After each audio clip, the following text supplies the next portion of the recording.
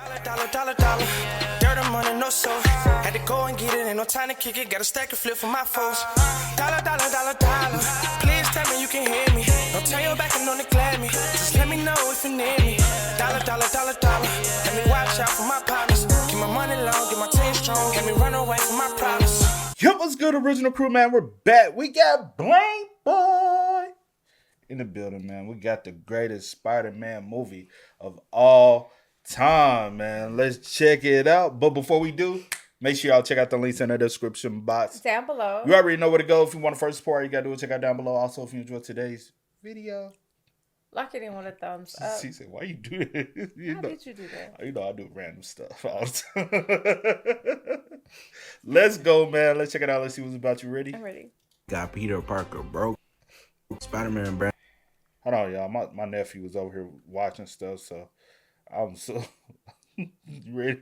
That was one of them. Spider-Man Brand New Day got Peter Parker broke with no family, no hoes, and getting beat up by 17 different villains. This movie is easily set up to be the best Spider-Man movie of all time. Yes, better than Spider-Man 2, where Tobey was beefing with an obese scientist. And yes, better than Into the Spider-Verse, with that black Spider-Man who should be rapping or playing basketball instead. That right there is what you call a hot take. Like saying mustard is better than ketchup and The Rock is talented. I asked you guys over by my community tab to hit me with your best. What is? Mustard better than ketchup? Says somebody who doesn't eat ketchup. I've had ketchup before and I don't like it. What is the greatest condiment on this? And y'all ideology. Let us know in the comments. C can't join in on the conversation. Yes, I can. No, you cannot. I've had stuff. All you have is mustard. I've had stuff. Mustard! I've tried it, didn't like it, never went back to it. I can chime in on these conversations. Ranch. Well, I've never had ranch before. Blue cheese. But I have had it Blue in cheese. something. Blue cheese. Huh? Blue cheese. I can't quite, Honey mustard. I would eat honey mustard before I would eat like the other two you named, for sure.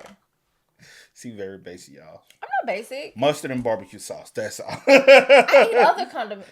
Like what? What's another condiment? We're talking about this. I'm just saying. What's another condiment? Anything else? No. I eat other stuff. No, you don't. I You like just a lot got of on to sauces. relish. Bro, This movie hot takes. I picked some of the best to react to, and let's get to it. This first one is from Chase.M1207. He said, Spider-Man Homecoming is the top 3 live-action Spider-Man movie, and when Brand New Day comes out, it will be the best Spider-Man movie ever. Brand New Day being the best Spider-Man movie of all time when it comes out is what I used for the intro. And yeah, that's definitely a hot take. If you guys have seen my ranking every Spider-Man movie video, I got Spider-Man 2 and Into the Spider-Verse as the 2 best Spider-Man movies ever. So for Brand New Day to surpass either one of those movies, for me, it's gonna have to be very special, no Ed. Brand New Day does have promising signs. Ned is expected to have a record low screen time in a Spider-Man movie. We're getting Bruce Banner, but move to the side, nigga, cause we not here for you. We here for the Hulk, but not the dweeb Hulk taking selfies and shit. We got Rage Hulk, he's back. For the first time since I believe the Infinity War intro about 7 years ago. That was so long ago. Back then Zion Williamson was the next LeBron, and now he barely plays hiding soda cans in his bathroom. The idea of seeing Spider-Man versus I forgot. LeBron, and now he barely... He do what? Read it. Filled with soda bottles and cans. No wonder. Keep reading. You hurt me. Girl. Girl, only thing you got hurt by, humiliated by is your doctor. That's who hurt you and humiliate you. She got you out here walking around looking like it hurt. She or he? I don't know. She or he got you walking around like you hurt. But that's crazy though. He plays hiding soda cans in his bathroom. The idea of seeing Spider-Man versus the Hulk for even more than a few minutes might make this movie a 10 out of 10 just off that alone. We're also getting the Punisher in this movie, and now you gotta fight somebody with eyesight, pussy. And it seems as though they're gonna be working together reluctantly, constantly arguing and bickering, but on the same side of things, so that'll be a very interesting dynamic to see how it gets played out.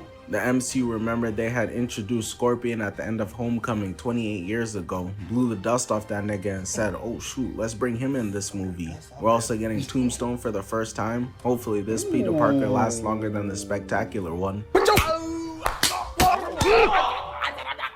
Better not let Tombstone see Miles Morales in this movie. He's gonna talk to bro like this. I love black people. I hate incompetent, itch Negroes like you.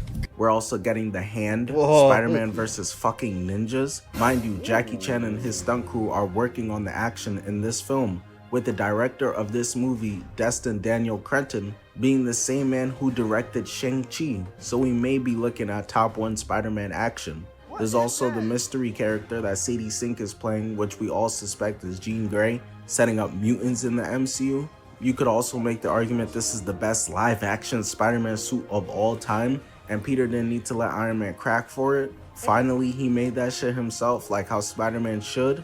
The premise seems interesting. It looks like Peter's powers are taking over him. This movie does have the makings to be the best Spider-Man movie ever, so I understand the take. But because there seems to be so much going on, there's also a chance that this movie ends up being a complete mess, like TASM 2 and Spider-Man 3, where they tried to do too much in one movie and not one single thing except getting across the fact that Mary Jane is a bitch got the attention it needed. So yeah, definitely a hot take, but I see the avenue for this to end up true. Next up, we got one from Tasman Tunstall 9252.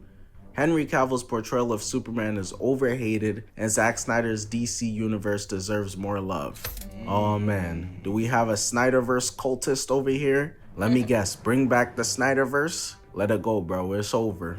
I'm joking, I'm not gonna put that on you.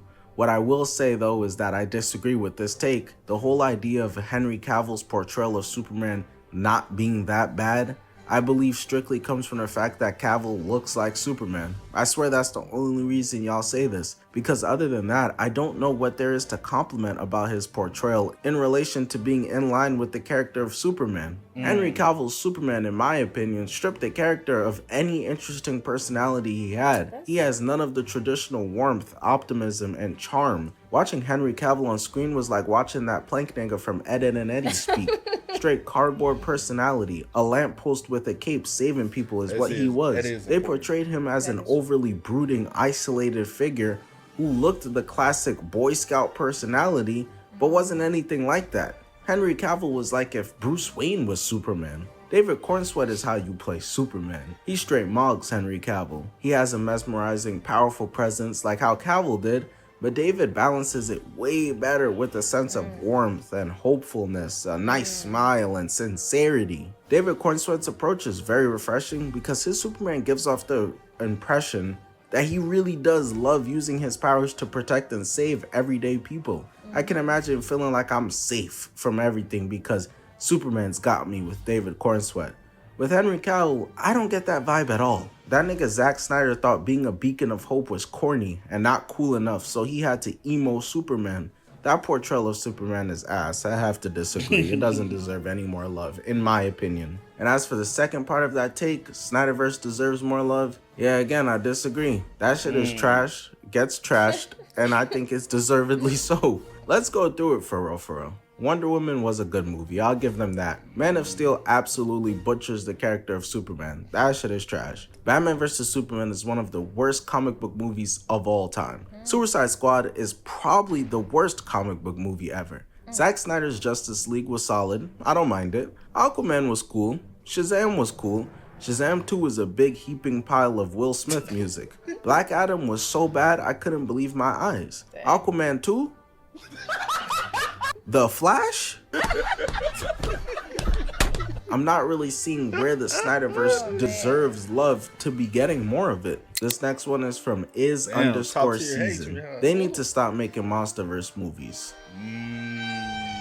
It's the same shit every time. Kong just trying to live his life and the writers are doing him like Peter Parker. Zilla just out here being a bully and they got the same shared threat that makes them team up. It's washed and overplayed W fights, but come on, I've had enough of this shit now. Okay, I see. Iz over here wants to make sure that I'm unable to pay rent anymore. I'm gonna have to disagree. I actually feel the complete opposite. I think the Monsterverse is so vast and so big And there's so many more kaijus we're yet to see and I want to see, such as Destroyer, Angrius, Gigan, Space Godzilla. And I think there's still room to bring back Rodan, the Mutos, King Ghidorah, and explore them more as well. I don't see the need to cut the franchise short like Jeremy Lin's career when there's so much potential, unlike Bronny James. In my mind, the Monsterverse is damn near just getting started. Where I do agree is that the writing in these movies are very formulaic. It's as easy as 1, 2, 4, as easy as 2 plus 2 equals 9. Once you've seen one Monsterverse movie, it feels like you've kinda seen them all. But instead of canceling the entire franchise, I have a potential solution. Okay. Now hear me Let's out, hear it. this Let's might be hear a it. crazy one, but hire better writers. You need to leave. Just getting better. That is true though, bro. Or it's just simple. switch it out. You know what I'm Yeah. saying? Like we don't need to keep getting the same. You know, Yeah. like because that is with a lot of things. It'd be like the same old plot. You like we oh shit. It might you got different characters. You got different this, different that. But it's like damn, plot still got the same substance. This might be a little different than this, but overall it's the same shit. Kind of get tired of watching the same old shit. Facts. Writing around these movies and treat these monsters as characters and not just chaos of destruction, which I think they've started to do a bit more of, to be fair to them. In the most recent Kong and Godzilla movie, Scar King had a clear personality and no hair. Godzilla and Kong seemingly have their own quirks and interact with each other in very specific ways. For example, if you look at the scene in Egypt when Godzilla rushed that nigga and you see Kong is kind of have a playfulness to him in that moment, it's a bit goofy the way he's telling Godzilla, bro, chill. Even Lil Bro Suko very clearly has traits to him. Make people feel something for these monsters as characters, which is what they are, instead of trying to bait that emotion out of people through the humans. We leave these movies knowing the names of Godzilla and Kong. I can't tell you the names of these niggas. So I think they just really need to lean more into that. More monster-driven movies, giving them actual character traits and personalities and growth, and less humans. I'm sorry, bro, in a movie with a giant gorilla wielding an axe and a giant dragon with a bear belly, I'm not trying to see humans doing lab work for half the movie. I understand that they feel these movies need to have a certain level of dialogue, but just cut the humans out by like 20%, and I think we'll have a much better time. Satoru Peter said, How the Grinch Stole Christmas 2000 was the best Christmas movie ever. I'm gonna have to disagree. Wholeheartedly disagree. You disagree? How the Grinch Stole Christmas, the greatest movie, Christmas movie? No. You like A Christmas Story? Okay. Yes, I do. Home Alone? Love it. I mean, That's a lot of there's Christmas a lot movies. of other Christmas movies. See, like Friday After Next. Okay. Yes. Consider it a Christmas movie. Yes. Too crazy. Let's go. What's the one with Scrooge and all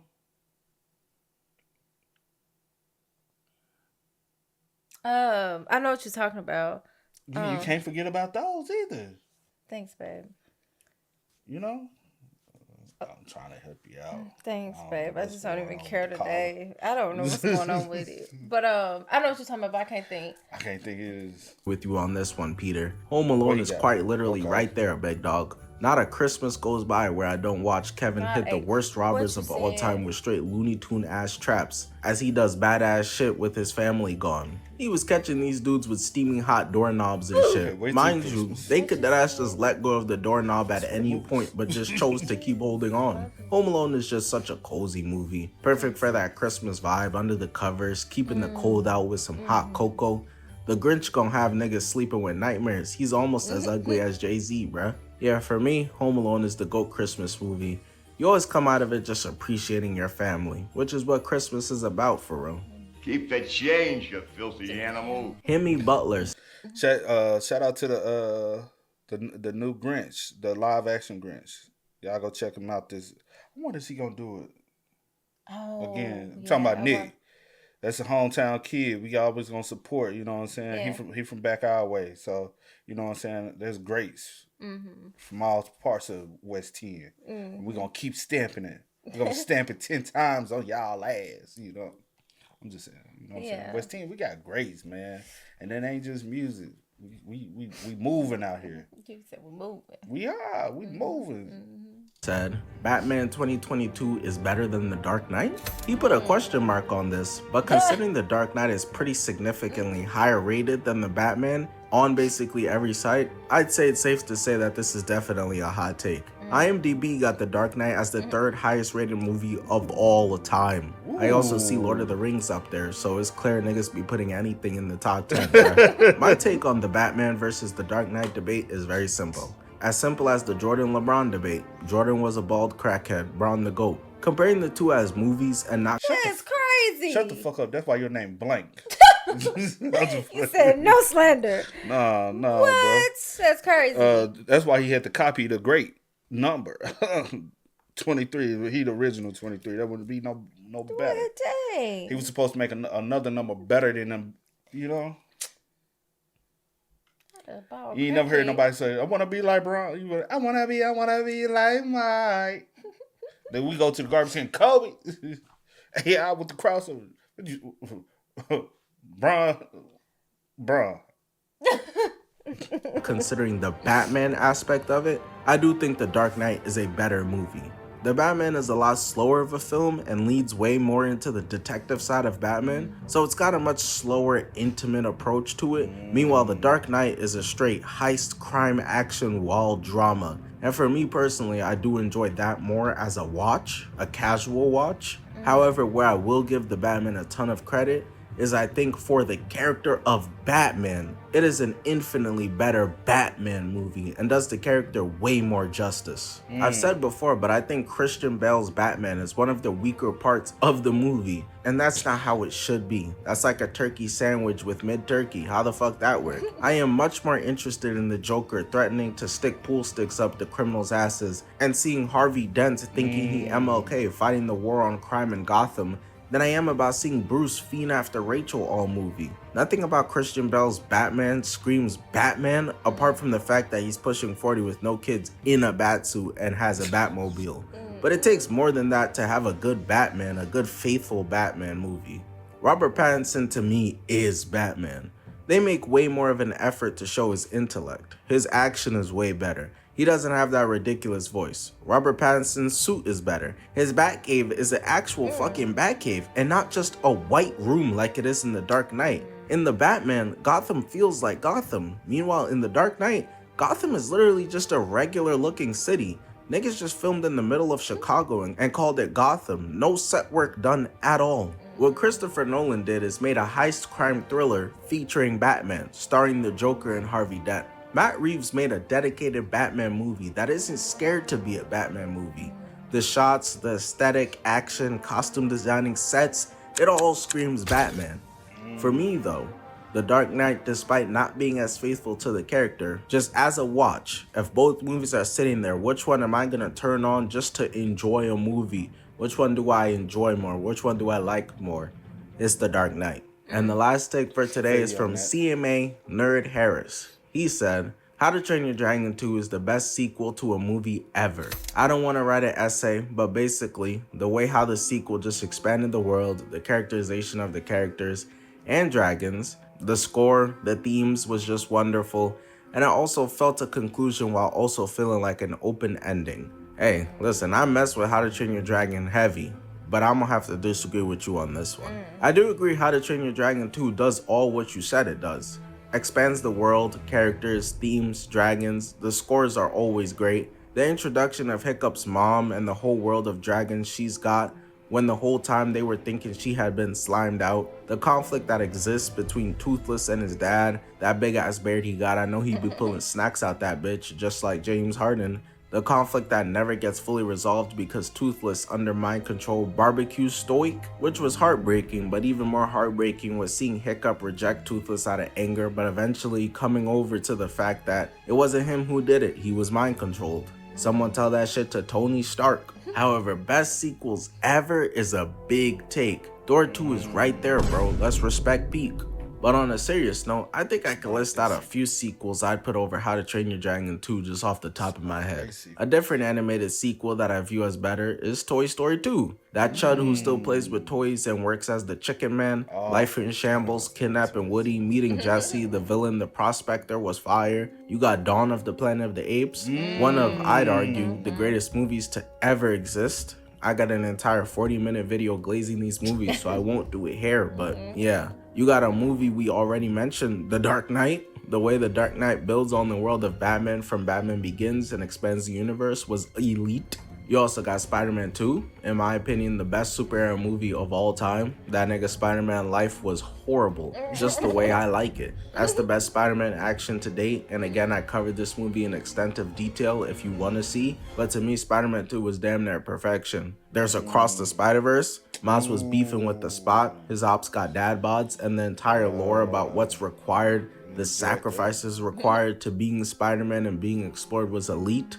And there's Puss in Boots: The Last Wish, DreamWorks' best movie to date, in my opinion. So I have to disagree with How to Train Your Dragon 2 being the best sequel movie ever, but that's definitely a hot take, and I could appreciate it as a great movie. How to Train Your Dragon is DreamWorks' best trilogy, in my opinion. But that's gonna be it for now. Make sure to become a member, so if you want to support, make sure to do that. I'll catch you guys in a new video very soon.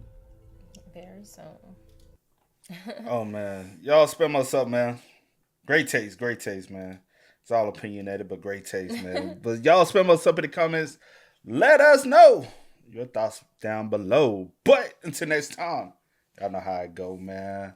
I do go by the name DJ New Kid. This is Sierra Nicole. We are. Kid and We C. are. Go and get it, ain't no time to kick it. Got a stack of flip for my foes. Dollar, dollar, dollar, dollar. Please tell me you can hear me. Don't turn your back and don't neglect me. Just let me know if you need me. Dollar, dollar, dollar, dollar. Let me watch out for my partners. Keep my money long, get my team strong. Let me run away from my problems.